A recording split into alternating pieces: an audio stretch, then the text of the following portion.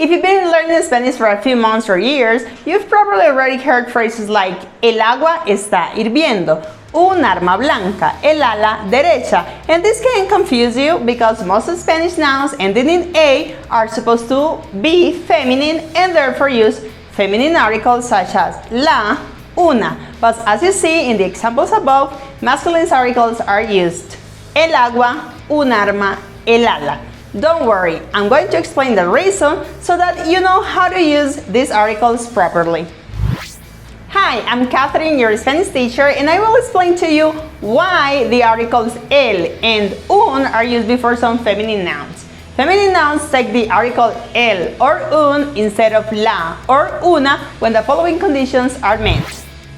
1. This noun begins with the sound a and the accent goes on the syllable. It's that tonic syllable. We pronounce it with greater force or intensity. For example, agua begins with the sound a, and this is the syllable that has the accent. Agua, agua. 2. This noun belongs to the feminine gender. Agua. There are words that end in a but are masculine. For example, el día. So be careful. 3. This noun is in the singular. Agua. 4. The article goes immediately before the noun, el agua. If you put an adjective between the article and the noun, for example, la escasa agua, you use la, the feminine article. On the other hand, using el or un before feminine nouns does not imply a change of a gender. The nouns are still feminine and therefore use feminine adjectives. For example, el agua está fría. Fría is a feminine adjective. Sample words, ave.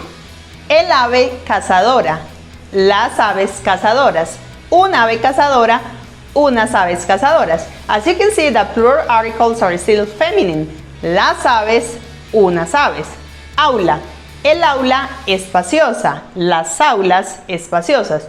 Un aula espaciosa, unas aulas espaciosas. Águila, el águila blanca, las águilas blancas. Un águila blanca, unas águilas blancas. Alma, el alma buena, las almas buenas. Un alma buena, unas almas buenas. In the diminutives of these voices, the initial A is not a tonic. I mean, this syllable is not stressed, so they are preceded by la. For example, la alita. The stressed syllable is li. Alita. Alita. This is a list of the most common feminine words that use masculine articles. Agua, acta, ama, arma, ala, ave, aula, águila, alma, ánima, hambre, hacha, ancla, área, hada, arpa, habla, alga. Always there are exceptions. I know exceptions are very annoying. You should not apply the 4 conditions we explained above when. 1. These rules do not apply to compound words in which the first element taken separately begins with the accented a sound. For example, la aguamarina. Second, letter nouns. For example, la H, la A. 3. People's names. La Ana que vive en el tercer piso. In Colombia, we call someone with la, el, plus a name in very formal contexts. For example, I might tell my friends, imagínate que el Santiago me llamó. Imagine that Santiago called me. That is not necessary to say el, but we do it for emphasis and it's quite colloquial. And 4, when the articles designates the gender of a person. For example, la árabe, la árbitra.